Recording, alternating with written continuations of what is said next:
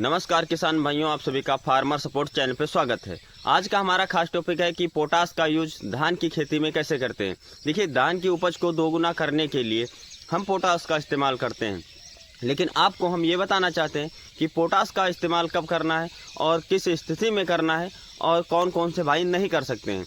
देखिए, पोटास का इस्तेमाल करना एक धान की फसल के लिए बहुत ज़्यादा फायदेमंद है और ये हम हर बार भी करते भी हैं। लेकिन बहुत से फार्मर तरह तरह की दवाइयाँ डाल देते हैं, जैसे कि यूरिया, डीएपी, बहुत सी चीज़ें खाद वगैरह डाल देते हैं, लेकिन वो पोटास का इस्तेमाल नहीं करते हैं।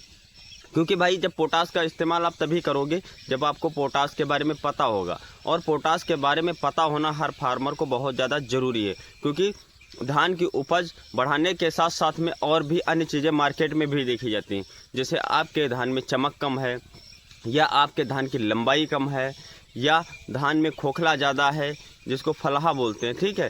और अन्य तरीके की बीमारियां आ जाती हैं, जैसे जड़ खराब हो गई हमारे धान की, या उसमें पीलापन आ गया पत्ती में, बहुत तरह तरह की चीज़ें होती। तो पोटास से हमारे कौन कौन से फ़ायदे होंगे। नंबर एक, हमारा पोटास खेत में डालने से ये होता है कि उसकी जड़ें, जो हमारा ये धान होता है, इसकी जड़ें बहुत ज़्यादा मजबूत हो जाती हैं।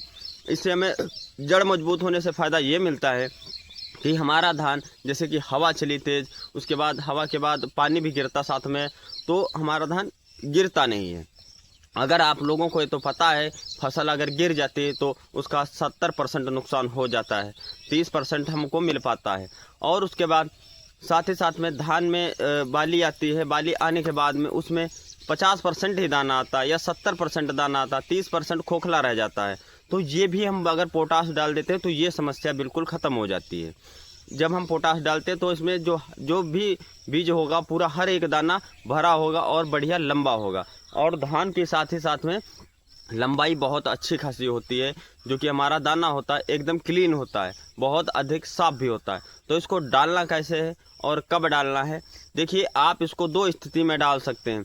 एक तो धान की रोपाई के समय भी डाला जाता है, लेकिन अब ये रोपाई का समय तो नहीं चल रहा है, अब फसल तैयार है, तब अब इसको कैसे डालना है। तो आपका अगर धान 30 से 40 दिन या 45 दिन का हो गया है तो ये डालने के लिए बहुत अच्छा टाइम है।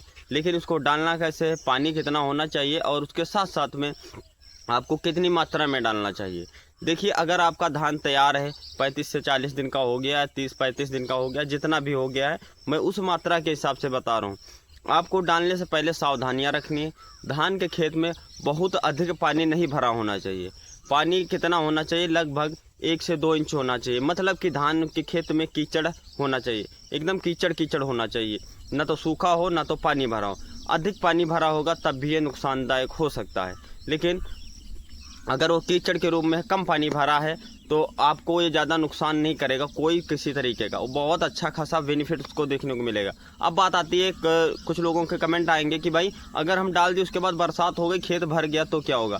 तो कोई नुकसान नहीं होगा, लेकिन हो सके तो पानी ना बरसे 12 घंटे तक, तो ये पूरा जड़ों में वेव जाएगा, और जब जड़ों तक ये पहुँच जाएगा तो धान की ग्रोथ होगी, वो भी अच्छी हो जाएगी, और जो पीलापन आ जाता है पत्तियों में, ये भी ख़त्म हो जाएगा। उसके साथ साथ में जो हमारा गर्भावस्था में धान आएगा वो भी मजबूती के साथ आएगा। तो आपको ये कीचड़ वाली स्थिति में डालना है, ठीक है। और उसको डालने के लिए आपको क्या करना चाहिए, या तो आप चाहो यूरिया डाल रहे हो, यूरिया में भी मिला सकते हो, और नहीं यूरिया डाल रहे हो, केवल आप इसको डाल रहे हो, तो आप इसको राख में या बालू में मिला करके भी डाल सकते हो। इसकी मात्रा की बात करें हम तो 1 एकड़ में 25 से 30 किलो का इस्तेमाल करते हैं। अगर 25 से 30 किलो का इस्तेमाल करते हैं आप, तो आपका धान बहुत अच्छा खासा तैयार होगा और बहुत अच्छा खासा रिजल्ट भी देखने को मिलेगा। और हम बात करते हैं, जैसे कि रोपाई के समय में कुछ लोग डालते हैं, तो वहाँ पे बहुत ज़्यादा 15 से 20 किलो इसका इस्तेमाल 1 एकड़ में किया जाता है। और मैं आपसे आग्रह करना चाहूँगा, इस चैनल को सब्सक्राइब करके रखो कि ऐसी नॉलेजेबल वीडियो हम आपके लिए लाते रहते हैं। और अगला वीडियो आपको किस टॉपिक पे चाहिए वो भी आप कमेंट करके बता सकते हैं।